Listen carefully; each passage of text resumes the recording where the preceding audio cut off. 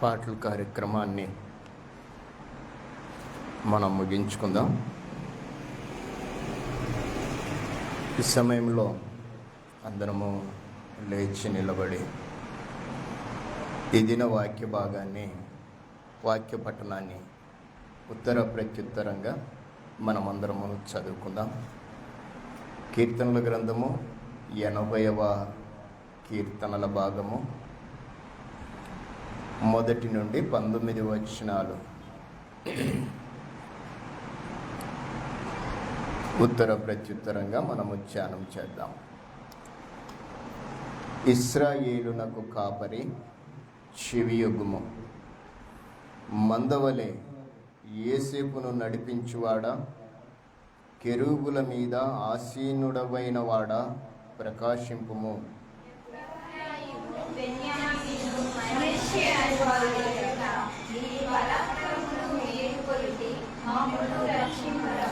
దేవా, చెరలో నుండి మమ్మను రప్పించుము. మేము రక్షణ నొందునట్లు నీ ముఖకాంతి ప్రకాశింపచేయుము.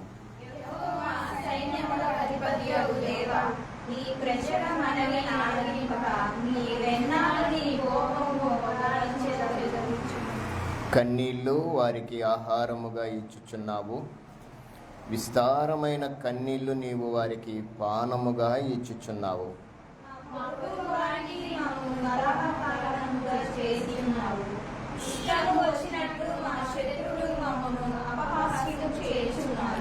సైన్యములకు అధిపతియగు దేవా, చెరలో నుండి మమ్మను రప్పించుము. మేము రక్షణ నొందునట్లు నీ ముఖకాంతి ప్రకాశింపచేయుము.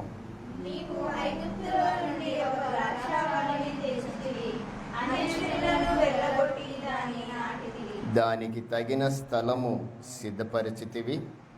దాని వేరు లోతుగా పారి అది దేశమంతటా వ్యాపించెను.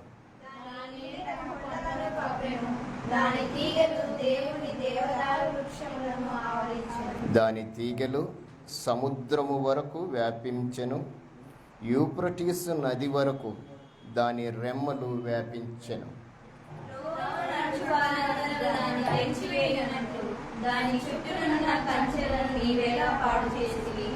అడవి పంది దాన్ని పెలగిలించుచున్నది, పొలములోని పశువులు దాన్ని తినవేయుచున్నవి.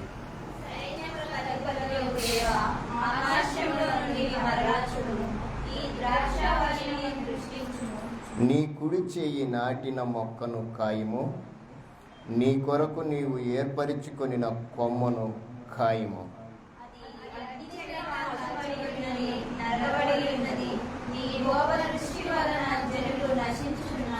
నీ కుడి చేతి మనుష్యునికి తోడుగాను, నీ కొరకై నీవు ఏర్పరచుకొనిన నరికునికి తోడుగాను నీ బాహుబలముండునుగాక.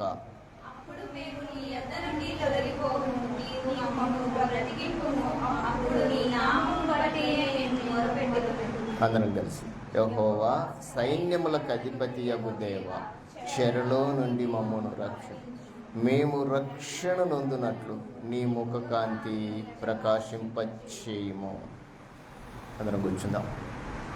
క్రిష్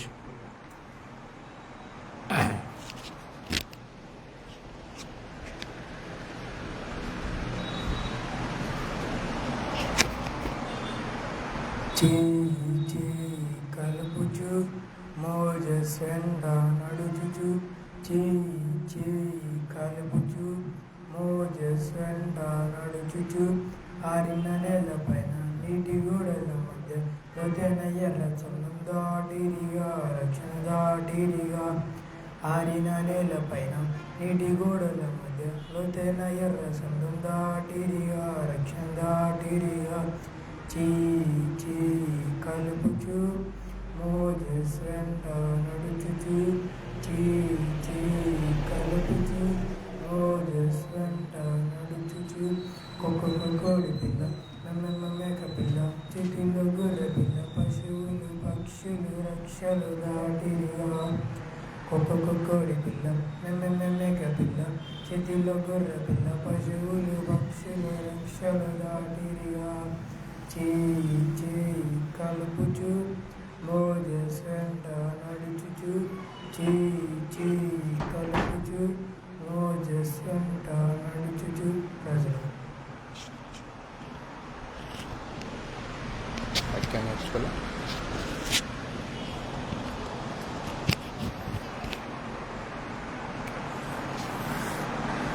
చక్కటి సండే స్కూల్ పాట పాడిన క్రిష్కి మన యొక్క శుభాశిష్యులు తెలియచేద్దాం. ఈ దిన ఆరాధన క్రమంలో తరువాయి భాగంలోనికి మనం ముందుకు నడుద్దాం. ముందుకు వెళ్ళే క్రమంలో గ్రంథంలో నుండి ఈ దిన వాక్య భాగాన్ని మనము అందరం కలిసి చదువుదాం. ప్రకటన గ్రంథం 3వ అధ్యాయం 14 నుండి చివరి వరకు. ప్రకటన గ్రంథము 3వ అధ్యాయం 14 నుండి చివరి వరకు.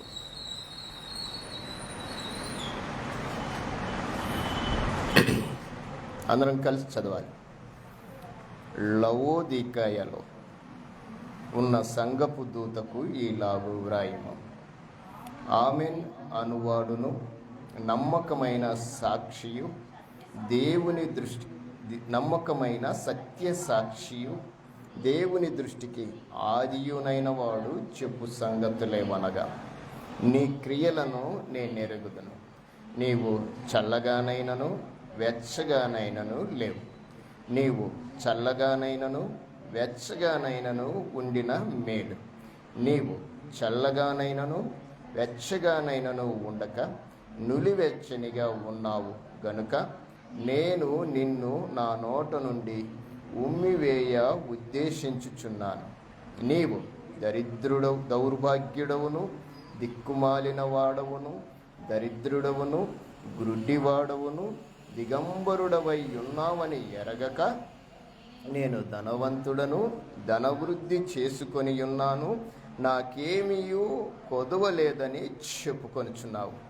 నీవు ధనవృద్ధి చేసుకొనున్నట్లు అగ్నిలో పుటము వేయబడిన బంగారమును నీ దిశముల సిగ్గు కనబడకుండునట్లు ధరించుకొనుటకు తెల్లని వస్త్రములను, నీకు దృష్టి కలుగునట్లు నీ కన్నులకు కాటుకను నా యొద్ద కొనుమని నీకు బుద్ధి చెప్పుచున్నాను. నేను ప్రేమించు వారిని గద్దించి శిక్షించుచున్నాను గనుక నీవు ఆసక్తి కలిగి మారు మనస్సు పొందుము. ఇదిగో నేను తలుపు నొద్ద నిలుచుండి తట్టుచున్నాను. ఎవడైనను నా స్వరము విని తలుపు తీసిన ఎడల నేను అతని యొద్దకు వచ్చి అతనితో నేనును నాతో కూడా అతడును భోజనము చేయుదుము.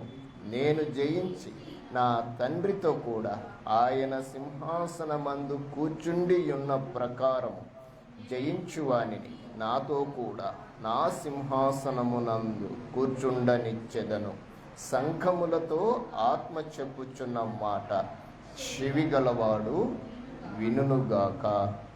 ఆమేన్. ప్రార్థన చేసుకుందాం.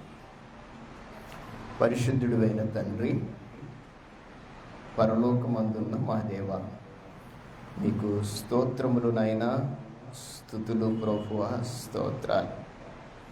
మీ కుమారుడైన యేసుక్రీస్తు వారి నామంలో ఈ దిన ఆరాధన క్రమమును బట్టి నిన్ను స్తుతిస్తూ ఉన్నాం. మీరు మమ్మల్ని నడిపించిన మీ నడిపింపును బట్టి మీకు స్తోత్రాలు. మా అందరికీ క్షేమాన్ని ఇచ్చారు. ఈ దిన ఆరాధన క్రమ అనుభవంలోనికి మమ్మల్ని నడిపిస్తూ ఉన్నారు. అందుకై స్తోత్రాలు. మమ్మల్ని మీరు జ్ఞాపకం చేసుకొనండి, మాతో మాట్లాడండి. ఈ దిన వర్తమానం కొరకై మమ్మల్ని అందరినీ సిద్ధపరచండి. మాకు కావలసిన మీ మాటలని దయచేయండి.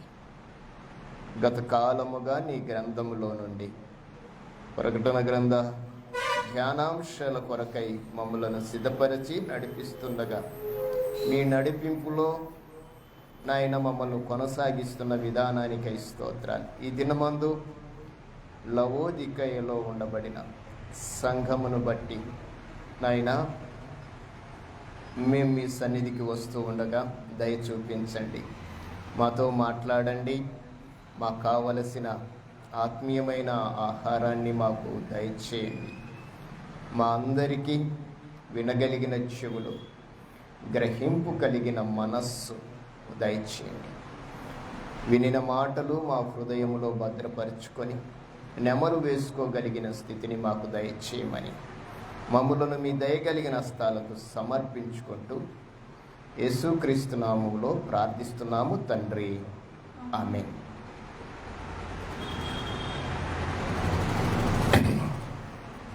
ముందుగా మన పరమ తండ్రి అయిన దేవాతి దేవునికి నా యొక్క స్తోత్రములు, స్తుతులు చెల్లిస్తూ ఉన్నాను.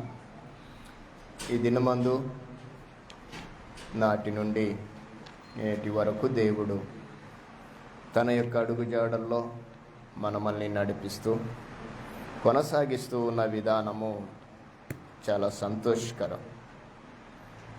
అట్టి క్రమంలో ఇది నా ఆత్మీయతలో మనము జ్ఞాపకం చేసుకుందాం. వాస్తవంగా ఈరోజు 80వ కీర్తనలో చాలా ప్రాముఖ్యమైన అంశం ఉంది. అది నేను మీతో మాట్లాడాల్సింది. చూద్దాం. దాని కొరకు దేవుడు మనల్ని అనుకూలపరిచిన సమయమందు మీతో నేను ఆ మాటని ప్రస్తావిస్తాను, ఆ భాగాన్ని మీతో పంచుకుంటాను. అయితే మన ఆత్మీయ క్రమంలో గత కాలము ఆసియాలో ఉండబడిన 7 సంఘములకు ప్రభు రాసిన లేఖల్ని మనము ధ్యానిస్తూ వచ్చాం. ఈరోజు 7వ సంఘపు లేఖని మనందరం కలిసి చదివాం. సంఘాల పేర్లు గుర్తుపెట్టుకోండి. ఏ సంఘములు?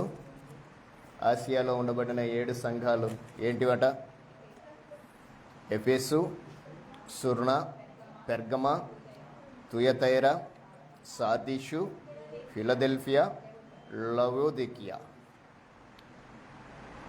మీరు ఎప్పుడన్నా ఎవరన్నా నిద్రలో వచ్చి లేపి అడిగినా మీరు 7 సంఘాలు ఆసియాలో ఉన్నాయి చెప్పండి అంటే నోటెడ్ చేసుకొని ఉండండి. ఎందుకంటే వాటికి ఉత్తరం రాసింది ఎవరయ్యా అంటే యేసు ప్రభువారే. అంటే రాయించింది యేసు ప్రభువారు, రాసిన వారు యోహాన్ గారు. దాని యొక్క కాల పరిమితులను కూడా మనము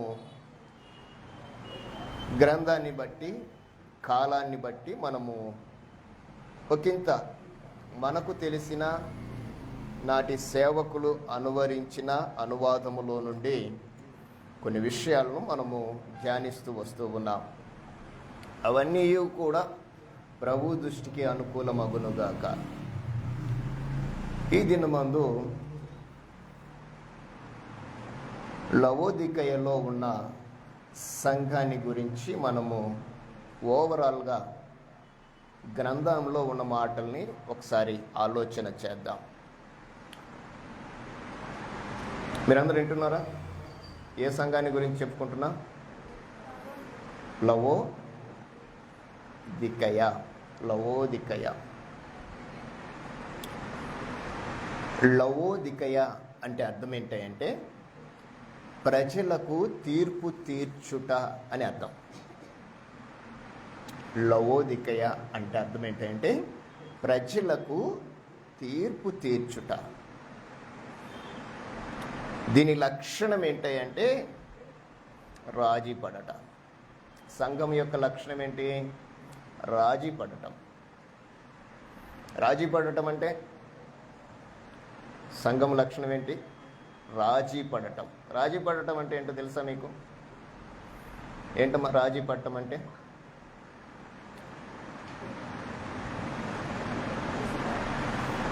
కలిసిపోవటం, కలుపుకోవటం, ఇంకా ఇంగ్లీష్లో చెప్పాలి అంటే అడ్జస్ట్ అవటం.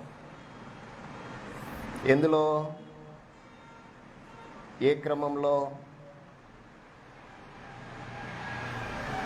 దాని యొక్క స్వభావం, లక్షణం ఏంటి? లవోదికయలో లక్షణం ఏంటంటే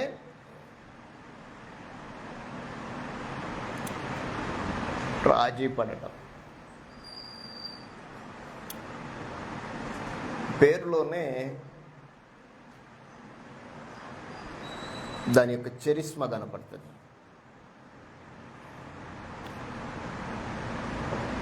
ఈరోజు పేర్లను బట్టి వారి యొక్క చరిష్మ ఏంటో తెలుస్తుంది, అంటే వారి యొక్క విధానం ఏంటో తెలుస్తుంది. మీకు తెలుసా, పేర్లు మనము సర్వసాధారణంగా మనం కలిగి ఉన్న పేర్లు మన తల్లిదండ్రులు మనకు పెట్టింటారు. పెట్టేటప్పుడు తెలియదు ఈ పేరుకి ఏంటో అర్థమని. మీకు గుర్తుపెట్టుకోండి, తెలుస్తుందా? కొంతమంది వారి పితరుల పేర్లు పెట్టుకుంటారు. ఇప్పుడు పితరుల పేర్లు పెట్టుకునే జనరేషన్ మారిపోయింది. పాత జనరేషన్ ఎలాంటిది అంటే, అనాది కాల జనరేషన్ ఎలాంటిది అంటే, వారి జేజనైన పేరు, వాళ్ళ నాన్న పేరు, వాళ్ళ పితరుల పేర్లు పెట్టుకునే సాంప్రదాయం, క్రమం ఉండేది ఎప్పట్లో, ఒకప్పుడు. రాను రాను ఆ పేర్ల యొక్క క్రమం మారిపోయింది. ఇప్పుడు జేజనాయన పేర్లు కానీ, డాడీ పేర్లు కానీ అస్సలు గుర్తే ఉండవు. ఉన్నాయా ఈ జనరేషన్లో? ఉంటాయమ్మా? ఒకవేళ ఉంటే, అనుకుంటే మన పేరును బట్టి కాకుండా వారి పోలికలను బట్టి మనం ఆలోచన చేస్తాం. వీరికి వీళ్ళ నాన్న బుద్ధులు ఉన్నాయి, వీళ్ళ జేజనైన పోలికలు ఉన్నాయి అనే ఆలోచనే తప్ప వారి యొక్క పేరు మనం కొన్నిసార్లు పెట్టుకుంటామా? గ్రంథంలో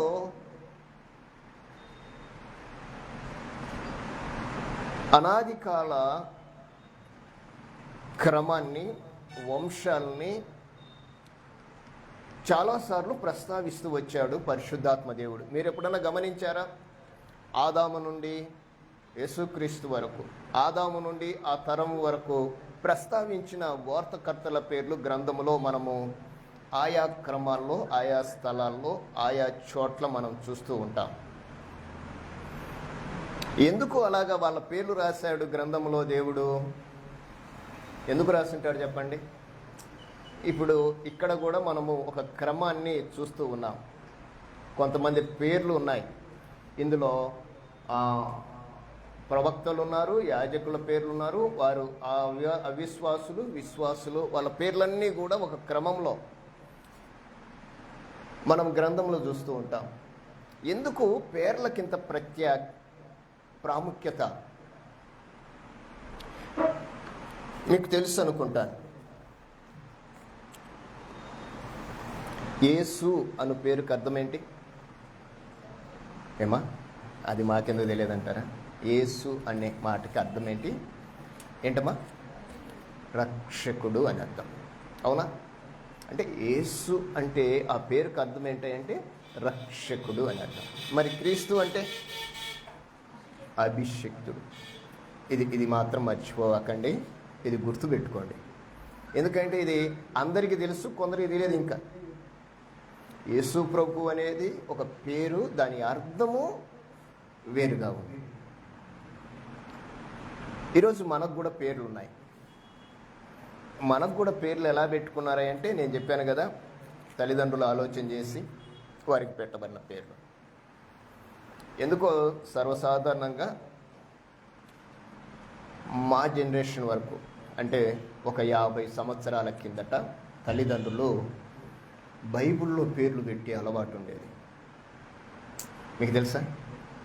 బైబిల్లో ఒక బిడ్డ పుడితే, ఒక కొడుకు పుడితే, ఒక కుమార్తె పుడితే వారు దేవుని పిల్లలే అయితే, ఒకవేళ దేవుని పిల్లలు కాకపోయినా, బాగా గుర్తుపెట్టుకోండి, దేవుని పిల్లలే కాదు, దేవుని పిల్లలు కాకపోయినా ఒక 50 సంవత్సరాల కిందట బైబిల్లో చూసి కొడుకు పుడితే మగపిల్ల వాళ్ళ పేర్లు ఎక్కడుంటే ఆయన పేరు, ఒకవేళ ఆడపిల్ల పుడితే ఆడపిల్లకు ఆ పేరు పెట్టే ఒక క్రమం ఉన్నది.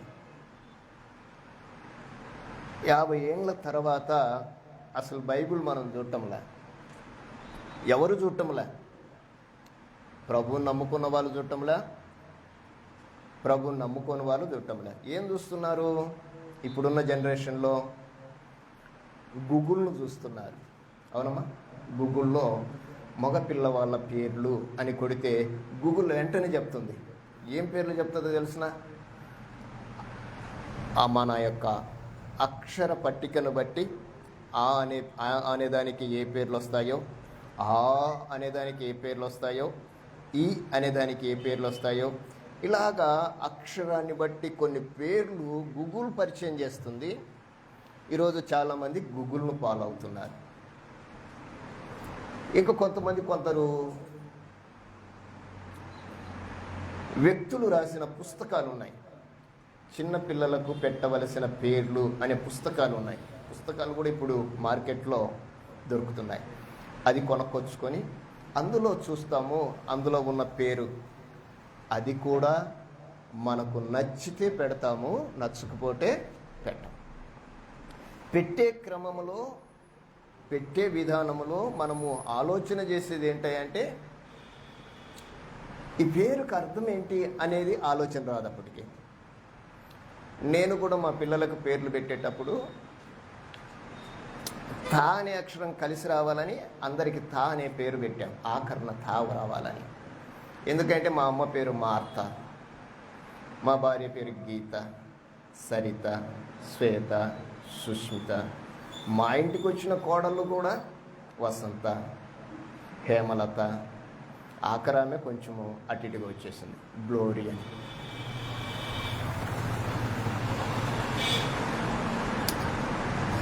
ఆఖరి అక్షరాన్ని బట్టి పేర్లు పెట్టాం. నేను ఈ పేర్లను గురించి ఆలోచన చేస్తున్నప్పుడు కొన్నిసార్లు ఈ పేర్లకు అర్థాలు చూసినప్పుడు నేను అనుకున్నాను పెట్టకుంటే బాగుండు అనిపించింది. ఎప్పుడు? ఇప్పుడున్న పరిస్థితుల్లో. అప్పుడేదో అనుకొని పెట్టేసాము, ఇప్పుడు వాటి యొక్క అర్థాలు వేరువేరుగా ఉన్నాయి. నేను అప్పుడు అనుకున్నా, ఇప్పుడు అనుకున్న ప్రస్తుత కాలంలో నేను చెప్పగలిగింది ఏంటంటే పేరు పెట్టే విధానంలో ఒకంత ఆలోచించి పెట్టగలిగితే అది మనకు ప్రయోజనకరంగా ఉంటుంది. ఆలోచించి పెట్టాలి. ఎవరికైనా పేర్లు. నాకేమో సమయలు అని పేరు పెట్టాడు మా నాన్నలు. మా పెదనాన్నగారు నేను చదువుకుంటే ఉద్యోగం రాదని నా పేరు రామచంద్రగా మార్చాడు. ఏం రాదని? ఉద్యోగం రాదని. నాకు చదివే రాదు, 10వ తరగతి ఫెయిల్ అయ్యా. ఆయన ఆలోచన అన్నమాట. చదువుకుంటే ఉద్యోగం రావాలి అంటే పేరు క్రిస్టియన్ పేరు ఉంటే రాదని. నేను చాలామందిని చూశాను, చాలామంది క్రిస్టియన్ పేర్లు గల్లోనే ఉద్యోగాలు చేస్తున్నారు ఇప్పుడు. మరి ఆ ఆలోచన ఆయనకు అప్పుడు ఎలా వచ్చిందో తెలియదు, మార్చేశాడు. ఇప్పుడు ఆ పేరుతోటే నన్ను పిలుస్తున్నారు కూడా. నేను ఎవరికైనా పోయి చెప్తే అయ్యా నా పేరు రామచంద్రతో పాటు సమయల్ అని కూడా పిలవండి అంటే ఆ సమయల్ అనేది కూడా ఎస్ అని పెట్టేశారు. జిఎస్ఆర్ చంద్ర అని పిలుస్తున్నారు. నాకు సమయల్ అని పిలిపించుకోవడం కొంచెము ఇష్టం అన్నమాట. ఎప్పుడు దైవికంగా ఆలోచన చేసినప్పుడు. ఏదేమైనా గ్రంథంలో పరమందున్న దేవుడు పరిశుద్ధాత్మ ప్రేరేపణలో కొన్ని పేర్లను మెన్షన్ చేసినప్పుడు ఆ పేర్ల యొక్క అర్థాలని మన ముందు ఉంచాడు. కొన్ని పేర్లకు ఏ అర్థాలు వస్తాయో చెప్పాడు, కొన్ని పేర్లకు ఏ పదమార్థం ఉంటుందో కూడా తెలియజేశాడు. నేను ఒక మాట మీకు మళ్ళీ ఇంకొక మాట కూడా అడుగుతాను. మీకు బైబిల్లో యాకోబు తెలుసు కదా? యాకోబు తెలుసా తెలీదా? ఏ యాకోబు? చాలామంది ఉన్నారు యాకోబులు. ఏ యాకోబు? ఏం మాట్లాడరేంటి? బైబిల్లో ఒక యాకోబు పేరు ఉంది. యాకోబు అనే పేరు ఇశ్రాయేలీల ఇస్సాకు కొడుకు. రైట్. ఇస్సాకు కొడుకు పేరు యాకోబు. ఏమని పెట్టాడు ఇస్సాకు కొడుక్కి? ఏమని పెట్టాడమ్మా? ఒక కొడుకు పుట్టాడా, ఇద్దరు పుట్టారా? ఇస్సాకి ఇద్దరు పుట్టారు. ఒక ఆయనకేమో ఏషావు అని పేరు పెట్టాడు, ఇంకొకరికేమో యాకోబు అని పేరు పెట్టాడు. ఇది తండ్రి పెట్టాడు పేరు. దేవుని యొక్క సంకల్పము ఆ కుటుంబం మీద ఉంది. అది దేవుడు అబ్రహాముతో చేశాడు, నోవాహుతో చేశాడు, ఇస్సాకుతో నిబంధన చేశాడు. ఆ నిబంధన విస్తరణలో పేరును బట్టి ఇస్సాకు తన కుమారునికి యాకోబు అని పేరు పెడితే ఆ పేరుకు అర్థం ఏంటంటే, ఏంటమ్మా యాకోబు అనే పేరుకి అర్థమైంది? ఏం పేరు? మోసగాడు అనే పేరు అర్థం. దేవుడు మోసగాన్ని వాడుకోవాలనుకున్నాడు. బాగా గుర్తుపెట్టుకోండి. పేరును బట్టి నేను ఆలోచన చెప్తున్నాను. ఇప్పుడు లవోదికీయ సంఘానికి ఉన్న పేరేంటంటే రాజీ పడటం అంట. దాని అర్థం అంటే అది ప్రజలకు తీర్పు తీర్చేది, దాని యొక్క లక్షణం అన్నమాట. లక్షణం ఏంటంటే రాజీ పడటము, అర్థం ఏంటంటే తీర్పు తీర్చడము అని అర్థం అన్నమాట. నేను దీన్ని బట్టి మీకు ఆ పేరు యొక్క వివరణ ఇస్తున్నాను. దేవుడు ఎవరిని వాడుకోవాలనుకున్నాడు? ఎవరిని ఆశీర్వదించాలనుకున్నాడు? అబ్రహాము సంతానాన్ని. అబ్రహాము ద్వారా వచ్చిన ఇస్సాకు సంతానాన్ని, ఇస్సాకు ద్వారా వచ్చిన యాకోబు సంతతిని. ఇప్పుడు యాకోబును దేవుడు వాడుకోవాలి అంటే యాకోబుగా వాడుకుంటాడా? ఏ విధంగా వాడుకున్నాడో మనం గ్రంథం చెప్తుంది. కొంతకాలము ఆ పేరుతో ప్రయాణం చేశాడు. ఒకరోజు దేవునితో పోరాడినప్పుడు దేవుడు మొట్టమొదటిగా అతనిలో మార్పు చేసింది ఏంటంటే పేరు. బాగా వినండి. దేవుడు తన యొక్క చిత్తాన్ని అనుసరించి నడిపించాలనుకున్నప్పుడు దేవుడే మెన్షన్ చేస్తాడు, దేవుడే తెలియజేస్తాడు ఆ పేరు యొక్క అర్థము. యాకోబు పేరు ఏమైపోయింది? ఇశ్రాయేల్ అయింది. నేడు ఇజ్రాయేల్ దేశముగా ప్రఖ్యాతి పొందుతున్న ప్రపంచ పట్టణంలో, లేకుంటే ప్రపంచ పట్టణంలో ఈరోజు ప్రపంచ దేశాలు చూస్తున్న ఏకైక దేశం ఏదైనా ఉందంటే అది ఇజ్రాయేల్ దేశం. ఒకంత గర్వంగా చెప్పుకోవచ్చు మనం. ఎందును బట్టి? ఆ పేరులో అంత పవర్ ఉంది. మీరు గమనించండి. ప్రపంచ దేశాలు ఏ దేశాన్ని చూసి భయపడుతున్నాయంటే ఒక చిన్న దేశం అన్నమాట అది. ప్రపంచ దేశాలు ఆ చిన్న దేశాన్ని గురించి ఏం మాట్లాడుతున్నాయో తెలిసిన? ఆ దేశం పక్షముగా వాళ్ళ దేవుడు ఉన్నాడు అని చెప్తున్నారు. బాగా వినండి. ప్రపంచ దేశాలు ఏం చెప్తున్నాయంటే ఆ దేశ పక్షంగా వాళ్ళ దేవుడు ఉన్నారు అంటున్నారు. మరి వీళ్ళ దేవుడు ఎవరో వీళ్ళకు తెలియదు. ఈరోజు మన భారతదేశం కూడా అదే పరిస్థితిలో ఉంది. ఇజ్రాయెల్ దేశానికి వాళ్ళ దేవుడు ఉన్నాడని. ప్రపంచ దేశాలని కలిగించినవాడు, ప్రపంచాలను నిర్మించినవాడు ఈ దేవుడే అనే సత్యము ఈరోజు దేవుని పిల్లలుగా తెలియజేయలేని పరిస్థితి. మీరు ఎవరినైనా అడగండి, దేవుడు ఎంతమంది అంటే ఒక్కడే అని చెప్తారు. అందరికీ దేవుడు ఒక్కడే. సబ్కా మాలిక్ ఏక్ హై అంటారు. గాడ్ ఈజ్ వన్ అని అంటారు. నిజమే. ఈ దేవుని యొక్క స్థితిలో ఏ పేరైతే నిర్ణయించబడుతుందో ఆ పేరుకున్న అర్థాలని మనం ఒకంత జాగ్రత్తగా ధ్యానం చేయగలిగితే మంచిది. అందుకే ఈ సుర్నాలో ఈ ఆసియాలో ఉండబడిన 7 సంఘాలకి దేవుడే పేర్లు పెట్టి పిలిచాడు. 7 సంఘాలకి దేవుడే రాశాడు లేఖల్ని. పేరు కలిగి ఉన్న పేరును బట్టి దాని స్వభావాన్ని తెలియజేస్తూ తన యొక్క లేఖలని అపోస్తలుడైన యోహాను ద్వారా రాయించాడు. మీకు అర్థమైంది అనుకుంటాను పేరు యొక్క ప్రాముఖ్యత. ఇక మీదట మీకు మనమల్లు పుడితే, మీ కొడుకుల గురించి నేను చెప్పాను, మీకు మనమల్లు పుడితే వాళ్ళ పేర్లు మాత్రము ఒకంత గ్రంథంలో నుంచి పెట్టండి. దేవుడు ఆశీర్వదిస్తాడు. నేను ప్రతి వారికి ఇదే చెప్తున్నాను. ఎందుకు ఈ మాట చెప్పాల్సి వచ్చింది అంటే, ఆ పేర్లలో ఉన్న పవర్ అలాంటిది. ఈరోజు చాలామంది ఆ పేర్లను ఇష్టపడటం లేదు. ఎవరు? క్రైస్తవులుగానే ఆ పేర్లను మనం ఇష్టపడటం లేదు. కానీ వాటి యొక్క పవర్ మనకు తెలిస్తే మంచిది. వాటి యొక్క విధానాలు ఒక్కనిగా మార్చుకున్న దేవుడు ఒక దేశాన్ని ఆయన పేరు మీద రాసి పడేశాడు. చాలామంది పేర్లో ఏముంది అంటారు. నేను అంటాను, పేరులోనే అంతా ఉంది అని చెప్తాను.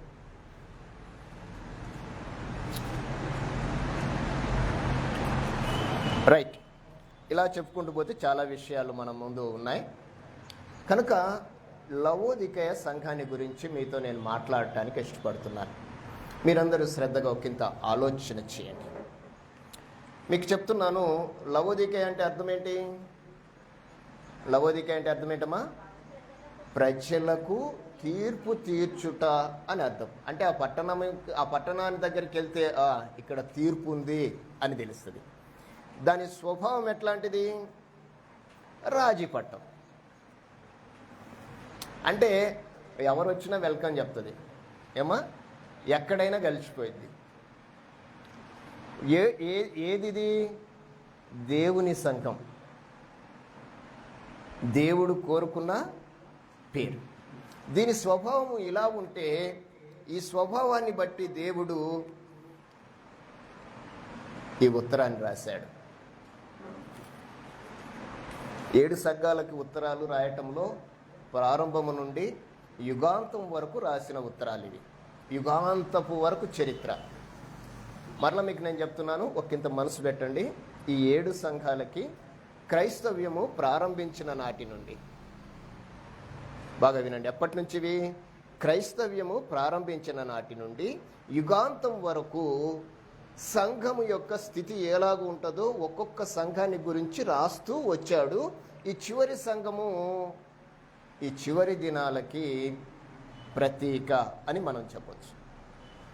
చివరి పుస్తకము, చివరి లేఖ, లేకుంటే చివరి సంఘము, లేకుంటే ఉత్తరాల్లో చివరి ఉత్తరము దేనికి సాదృశ్యముగా ఉంది అంటే, దీని యొక్క ప్రారంభము 1844 నుండి లోకాంతము వరకు దీని కాలం. అంటే ఇప్పుడు ఏ సంఘ క్రమంలో ఉన్నామని మనము గ్రంథం చెప్తుంది? మనమున్న క్రమం ఏంటి? లవోదికయ క్రమములో చెప్పబడిన మాటలు. ఆ కాలములో కూడా, బాగా వినండి, అంటే 84 నుండి 1844 నుండి లోకాంతం వరకు, అంటే ముగింపు వరకు. ముగింపులో లోకములో సంఘం ఎలా ఉంటుంది అనిగిన మనం ఆలోచన చేస్తే, సంఘములు ఈరోజు రాజీ పడిపోతున్నట్లుగా మనం చూస్తున్నాం. లక్షణాలేంటి? మనకు తెలుసు, ఏముందని తెలుసు? తీర్పు ఉందని తెలుసా తెలియదా? అమ్మ, ఉందని తెలుసా తెలియదా? తీర్పు ఉందని తెలుసు కదా తల్లి. తీర్పు ఉందని మనకు తెలుసా తెలియదా? దేవుడు మనకి తీర్పు తీరుస్తాడు. అది మంచిదైనను సరే, చెడ్డదైనను సరే, మనందరము క్రీస్తు న్యాయపీఠం ఎదుట ప్రత్యక్షములు అవుతాము. 2వ కొరింథీయులకు రాసిన పత్రిక 5వ అధ్యాయం 10వ వచనం. మనం అందరము న్యాయపీఠం ఎదుట తీర్పు తీర్చబడటానికి సిద్ధపడతాం. అంటే ఈ తీర్పు ఎలా ఉండాలని ఆశపడతాం మనం? చెప్పండి. దేవుని పిల్లలుగా తీర్పు మనకు అనుకూలంగా ఉండాలనుకుంటామా? ప్రతికూలంగా ఉండాలని ఆశపడతామా? ఏమా? తీర్పు మనకు అనుకూలంగా ఉండాలనుకుంటామా? ప్రతికూలంగా ఉండాలనుకుంటామా? ఏమా? ఏం మాట్లాడరేంటి? మీరు త్వరగా మాట్లాడండి. నేను నా మాటలని ఒకంత త్వరగా మీ ముందుకు తీసుకొని రావడానికి ప్రయత్నం చేస్తాను. కొరింథీయులకు రాసిన 2వ పత్రిక 5:10లో ఆ మాట ఉంటుంది అనుకుంటాను. అదేనా?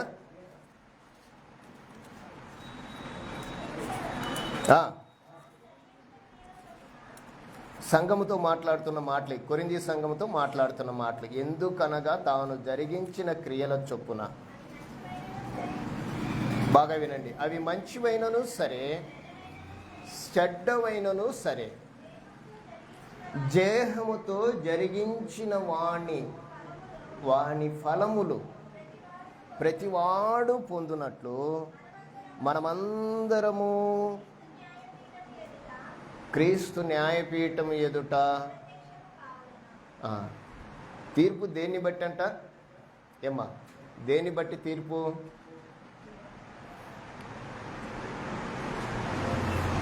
అమ్మ మీరు చూడాలి, మీకు అర్థం కావాలి. తీర్పు దేన్ని బట్టి? క్రియలను బట్టి. ఏ క్రియలను బట్టి అమ్మా? మంచివైనను చెడ్డవైనను, రైట్. మంచివైన చెడ్డవైన క్రియలను బట్టి. ఆ క్రియలు దేనిని బట్టి?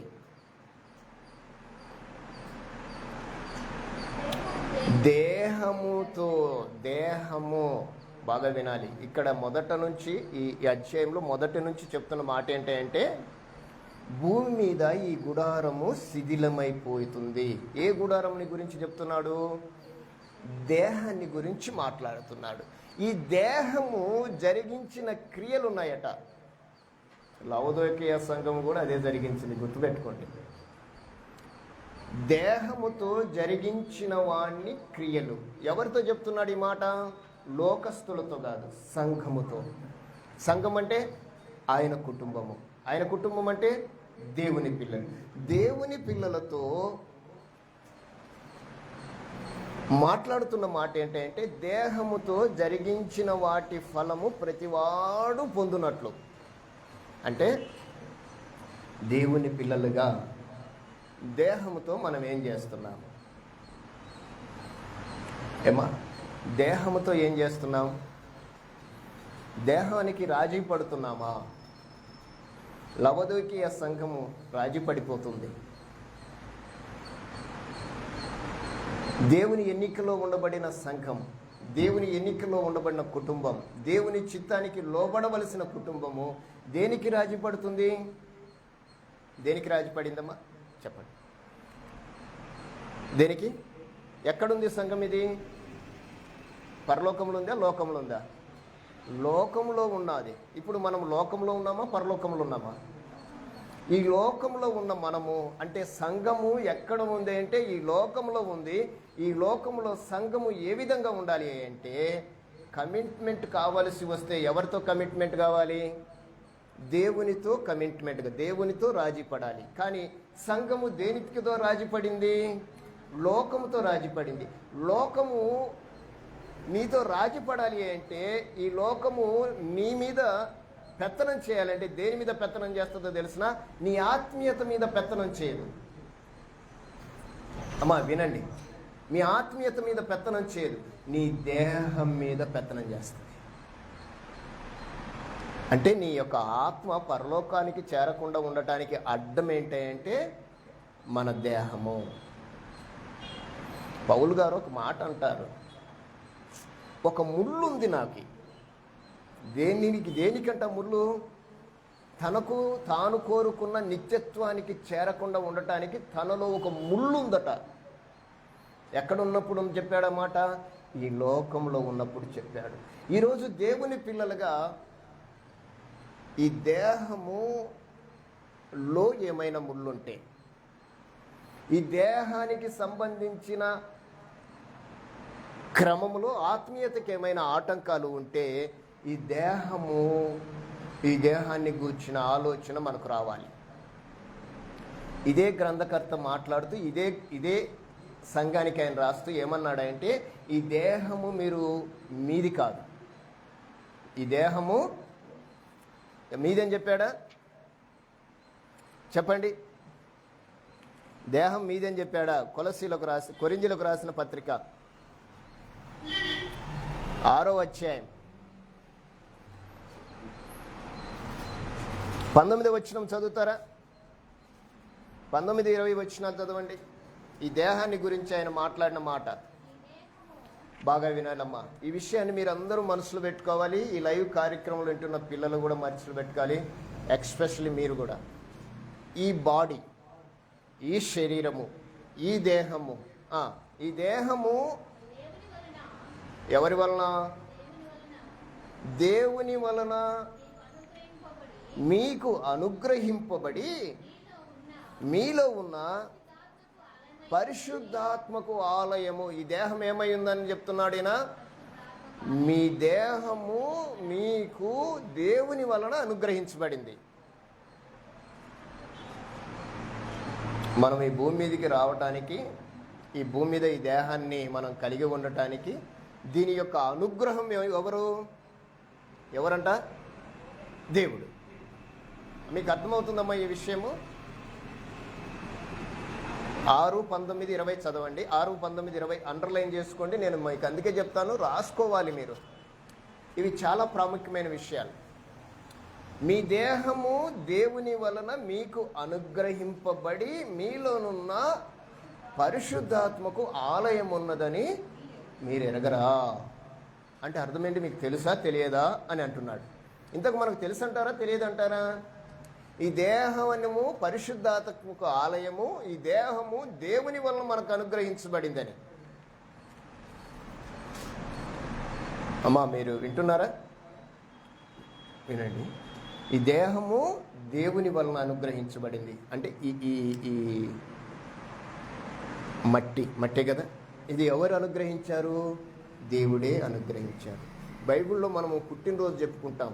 కుమారులు యెహోవా అనుగ్రహించు స్వాస్థ్యము గృహఫలము దేవుడిచ్చు బహుమానమే. అంటే దేవుని బహుమానమై ఉన్న మనము, స్వాస్థ్యమై ఉన్న మనము, ఈ దేహాన్ని గురించి దేవుడు ఏమంటున్నాడంటే, నీ దేహము నీకు అనుగ్రహించింది ఎవరంటే దేవుడు. ఎవరి ద్వారా అనుగ్రహించాడు? మీ తల్లిదండ్రుల ద్వారా. అంతే కదా? మా తల్లిదండ్రుల ద్వారా దేవుడు నాకు ఒక దేహాన్ని అనుగ్రహించాడు. ఈ దేహము దేనికి ఆలయమై అంటే నాలోనున్న పరిశుద్ధాత్మకి ఆలయం. ఇప్పుడు ఈ దేహం ఎక్కడుంది? ఇప్పుడు లోకంలో ఉంది. ఈ దేహం ఎక్కడుంది? ఇప్పుడు భూమి మీద ఉంది. అంటే ఈ దేహము భూమి మీద ఉన్నప్పటికీ ఇది దేవుని ఆలయము. ఈ దేవుని ఆలయంలో ఏముందంట? దేవుని ఆత్మ ఉంది. ఇది దేవుని పిల్లలుగా మనం గమనించగలిగితే లవదోకియ సంఘములో చెప్పబడినట్లుగా వినండి, రాజీ పడము. మీకు అర్థమవుతుందమ్మా? అసలు ఈ స్థితి అంతా, ఈ చివరి దినాల్లో ఈ గందరగోళం అంతా ఏంటంటే, సంఘాలు అంటే దేవుని పిల్లలు.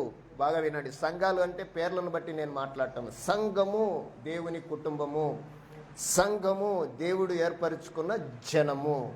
ఈ సంఘము అనబడిన ఈ కుటుంబము ఇప్పుడున్న పరిస్థితులలో రాజీ పడుతుంది. అవునంటారా కాదంటారా? ఏమా రాజీ పట్టం అంటే ఎవరేం చెప్పినా, బాగా వినండి, ఎవరేం చెప్పినా యాక్సెప్ట్ చేస్తున్నాం.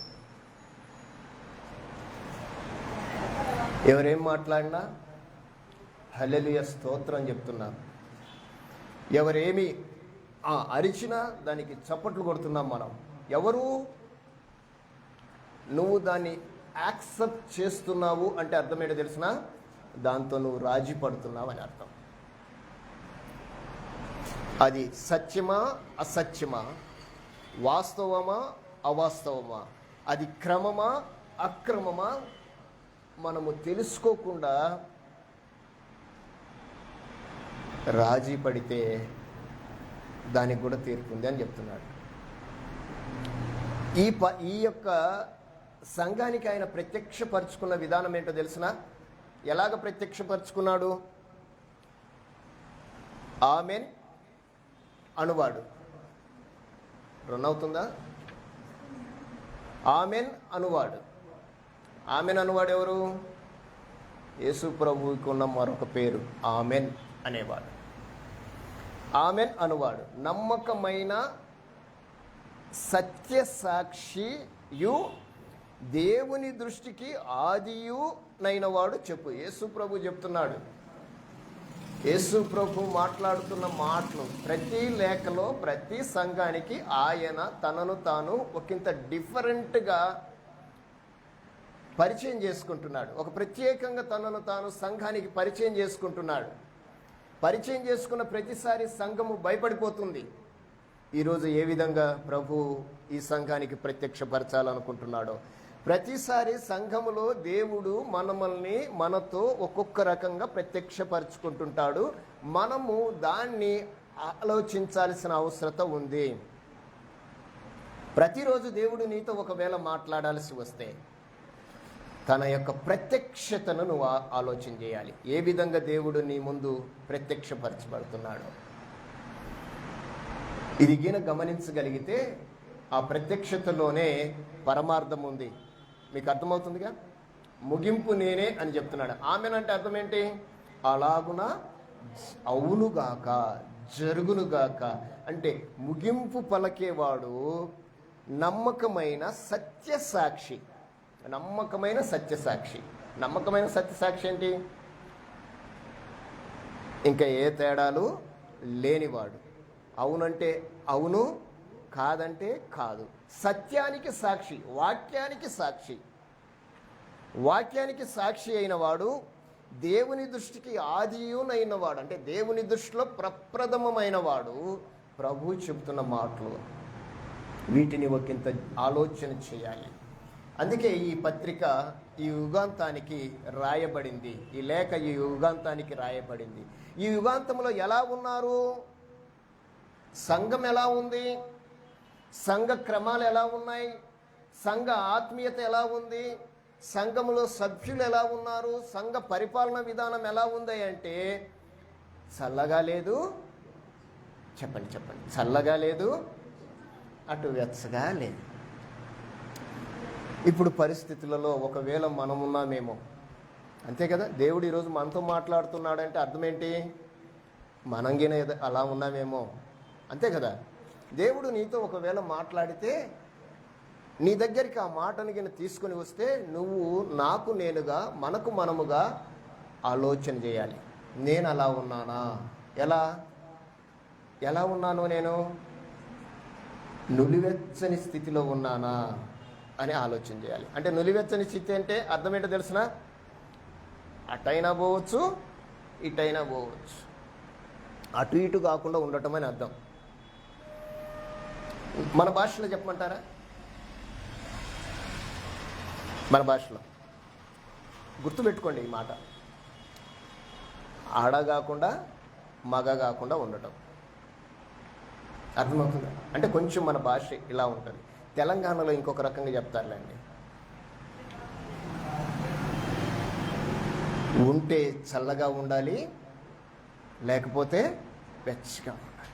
ఉంటే లోకంతో ఉండాలి, లేకపోతే దేవునితో ఉండాలి. గుర్తుపెట్టుకోండి.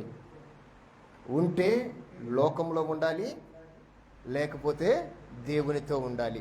లోకముతో దేవునితో ఉంటాను అనిగిన నువ్వు అనుకుంటే దేవుడు ఏమని చెప్తున్నాడంటే నువ్వు నులివెచ్చనిగా ఉన్నావు అని చెప్తున్నాడు. ఎలా ఉన్నామట? నులివెచ్చని స్థితి ఈరోజు సంఘాలు కలిగి ఉన్నాయి. సంఘ ఆత్మీయతలు కలిగి ఉన్నాయి. సంఘ క్రమాలు కలిగి ఉన్నాయి. ఒకవేళ ఆ కోణములో ఒకవేళ మనమున్నామేమో అని దేవుడు ఈరోజు మనతో మాట్లాడుతున్నాడు. ప్రియులారా, గమనించండి, ఆలోచన చేయండి. మనం ఏ స్థితిలో ఉన్నామో, మన క్రియలేంటో, ఈ దేహం ఏం చేస్తుందో ఒకసారి రీడింగ్ చేయాలి. మనం దీన్ని రీడింగ్ చేస్తామా? మన దేహాన్ని గురించి మనం రీడ్ చేయాలి. ఈ దేహం ఏం కోరుకుంటుంది? నేను ఒకటే చెప్తాను, మనల్ని మనము కంట్రోల్ చేసుకోగలిగితే ఏదైనా మన ముందు కంట్రోల్ అవుతుంది. మీకు అర్థమవుతానని చెప్తున్నాను. మీరందరూ వినాలి. ఇక్కడ మనల్ని మనము కంట్రోల్ చేసుకోకపోతే మనం ఏం చెప్పినా కంట్రోల్ అవుతుంది. మనల్ని మనము కంట్రోల్ చేసుకోలేకపోతే, అదుపులో పెట్టుకోలేకపోతే మనకు ఏది మన కంట్రోల్లో ఉండదు.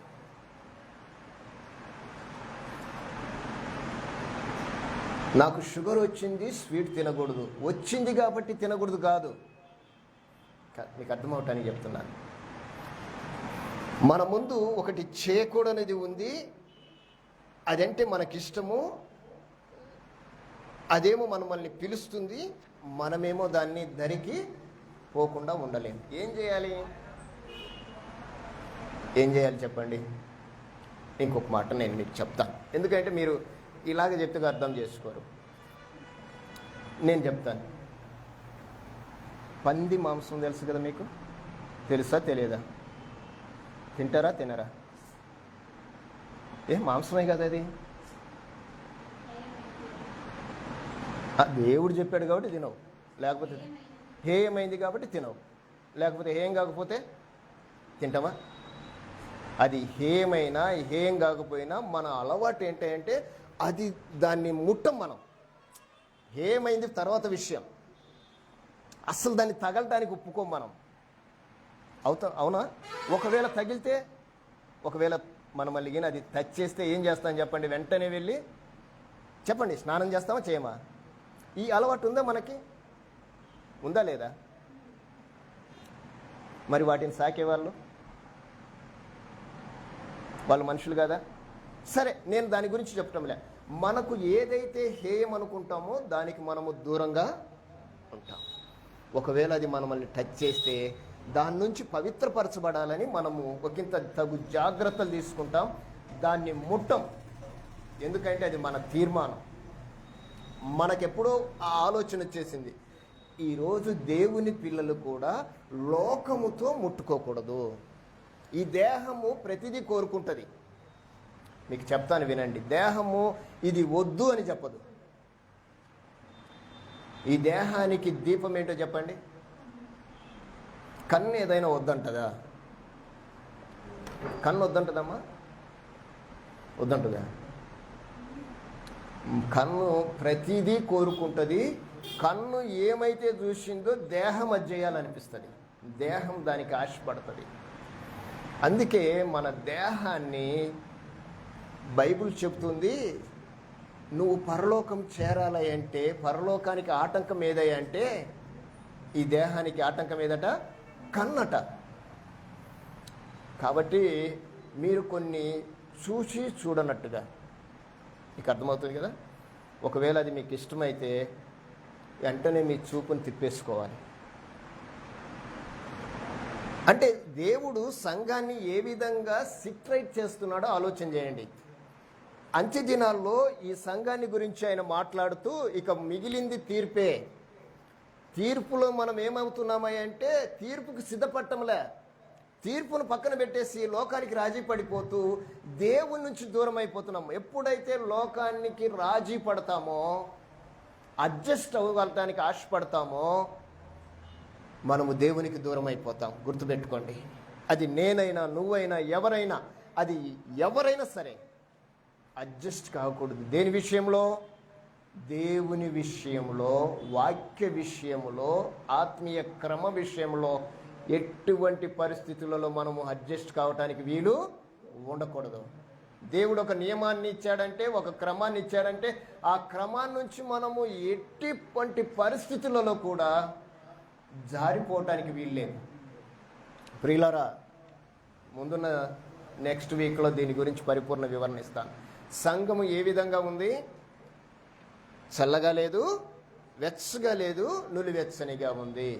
ఈరోజు దేవుడు ఈ మాట మనతో చెప్పడానికి గల కారణం ఏంటి? మన ఆత్మీయ స్థితి దేవునికి దగ్గరగా ఉందా, లోకానికి దగ్గరగా ఉందా, లేకుంటే దేవునికి దగ్గర కాకుండా లోకానికి దగ్గర కాకుండా అటు ఇటు కాకుండా మధ్యలో ఉందా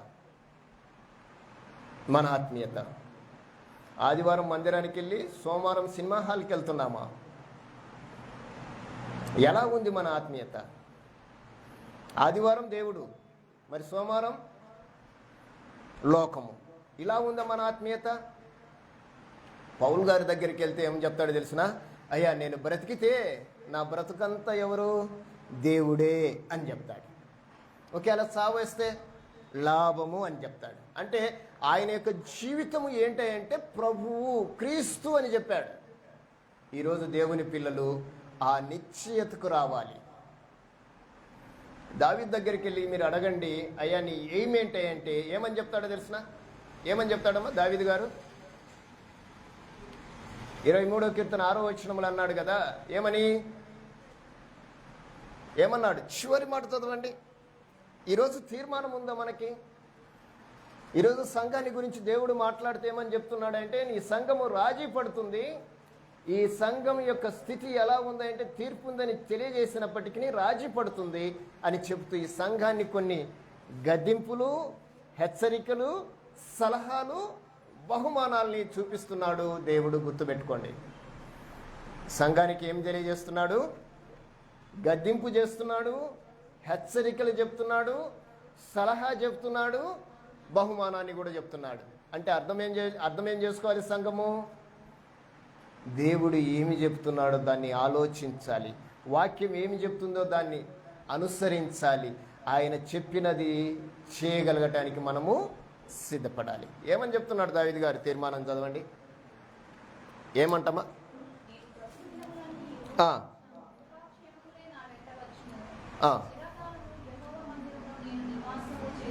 చెప్పండి. చివరి మాట మళ్ళీ అందరు చదవండి ఒకసారి.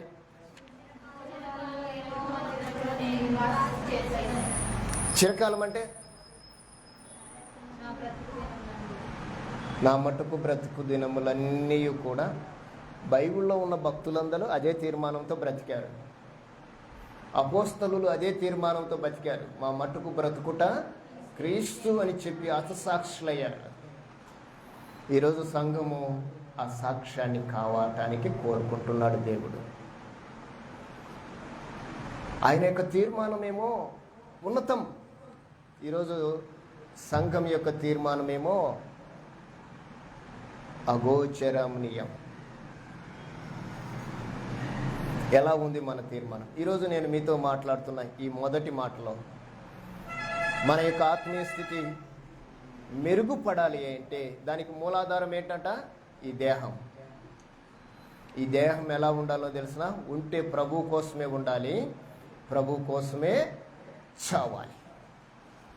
ఎందుకంటే ఈ దేహాన్ని బట్టే తీర్పు ఉంటుంది. దేహం ఉందని ఎటు పడితే అటు, ఏం పడితే అది దైవికమైన విషయాలని మనము తప్పటానికి వీలు ఉండకూడదు. ఇది మీరందరూ గమనించాలి. అట్టి గమనములో మనం ముందుకు నడుద్దాం. కనుక ఈరోజు ఒక తీర్మానం తీసుకోండి. దేహముతో మనము ఏమి చేసినా ఏముందంట? తీర్పు ఉంది. ఈ దేహం ఎవరు అనుగ్రహించబడింది? ఎవరి ద్వారా వచ్చింది మనకి? దేవుని ద్వారా అనుగ్రహించి. ఈ దేహం ఏమై ఉంది? పరిశుద్ధాత్మకి ఆలయమైంది. అదే మాటను 3:16 కొరింథీలో చెప్పాడు. కనుక ఈ లవదోకీయ సంఘములో మనం తెలుసుకోవాల్సింది ఏంటంటే, ప్రస్తుత కాల పరిస్థితిని లవదోకీయ సంఘము తెలియజేస్తూ ఉంది. ఈ తెలియజేసే ఈ సంఘములో ఉండబడిన పరిస్థితులను బట్టి దేవుడు ఏం చేశాడంటే దాన్ని వదులుకోవటానికి ఇష్టపడలేదు. నిలువెచ్చనిగా ఉందని దేవుడు ఏమన్నాడంటే, నువ్వు నిలువెచ్చనిగా ఉన్నావు కనుక నేను ఊంచివేయటానికి సిద్ధంగా ఉన్నాను, అంటే నిన్ను నేను పడేయటానికి సిద్ధంగా ఉన్నాను అని ఆయన ప్రేమను కనపరుస్తున్నాడు. అందుకే గద్దిస్తున్నాడు. ఎవరిని గద్దిస్తాడు దేవుడు? తన్ను ప్రేమించు వారిని ఆయన గద్దిస్తాడు. ఇంకేం చేస్తాడు చెప్పండి?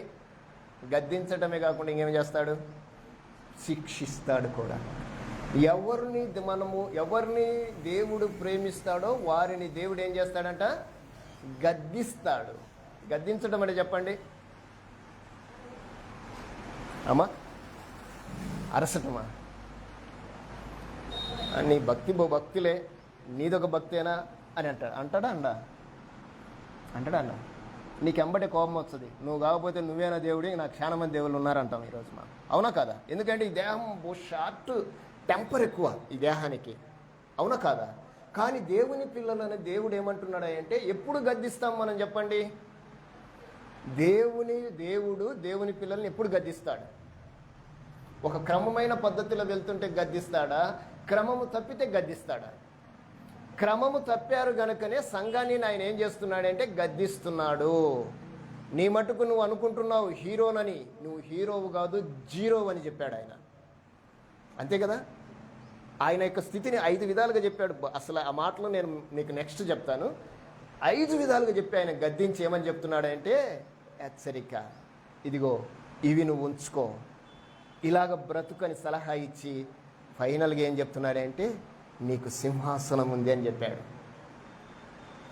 ఈరోజు దేవుని పిల్లలుగా చివరి దినాల్లో ఉండబడిన మనకి దేవుడు ఏమి బహుమానాన్ని ఇస్తున్నాడంటే, ఏమి గిఫ్ట్ ఇస్తున్నాడంటే, ఆయన సింహాసనాన్ని నీకు నాకు దేవుడు సిద్ధపరుస్తున్నాడు. ఎప్పుడు సిద్ధపరుస్తాడు?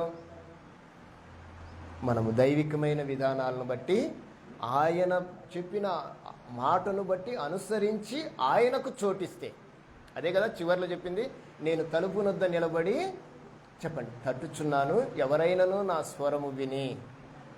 అంటే అర్థం ఏంటి? ఆయన స్వరము ఈరోజు వినేవాళ్ళు లేరు. వినాలి, వినిపించాలి. వినబడిన స్వరం వింటే మనం ఏం చేయాలో తెలిసిన, ఆయనను ఆహ్వానించాలి. దేవుని మాటలు నేను నీ హృదయంలోనికి ఆహ్వానిస్తే దేవుడు నీతో సహవాసం చేస్తాడు. దేవుడు నీతో సహవాసం చేస్తే నువ్వేం చేస్తావంటే ఆయన సింహాసనం మీద నిన్ను కూర్చోబెడతాడు. నీతో ఫ్రెండ్షిప్ చేస్తున్నందుకు నువ్వేం చేస్తున్నావు? శ్వేతని నీ బండి మీద తిప్పుతున్నావు కదా, అందరినీ తిప్పుతావా? మీకు అర్థమవుతుంది? కొంచెం దేవుని యొక్క మనసును ఆలోచన చేయండి. మనకెవరైనా ఫ్రెండ్స్ అయితే మనం వెంటనే ఏమంటామంటే, రండి ఇంటికి రండి అంటాం. అంటే సత్సంబంధాలు ఏం చేస్తాయంటే, మనము కలిగి ఉన్న స్థానాన్ని వారికి ఇవ్వడానికి ప్రయత్నం చేస్తాయి. దేవుడు కూడా అదే చేస్తున్నాడు. దేవునితో సత్సంబంధం మనం కలిగి ఉంటే దేవుని స్థానాన్ని మనకి ఇవ్వటానికి దేవుడు సిద్ధంగా ఉన్నాడు. అదే విధానాన్ని చివరి దినాల్లో లవోదికీయ సంఘం ద్వారా దేవుడు మనకు తెలియజేయబోతున్నాడు. ఆ విషయాలు మరలా మనం విందాం. శ్రద్ధగా మీరు వినండి. దేవుని యొక్క చిత్తాన్ని బట్టి ఒక తీర్మానం కలిగి బ్రతకండి. ఈ దేహం విషయంలో జాగ్రత్తగా ఉండండి. దేవుడు మనకు తగిన బలమును, శక్తిని, జ్ఞానాన్ని దేవుడు మనందరికీ దయచేయనుగాక. ఆమేన్.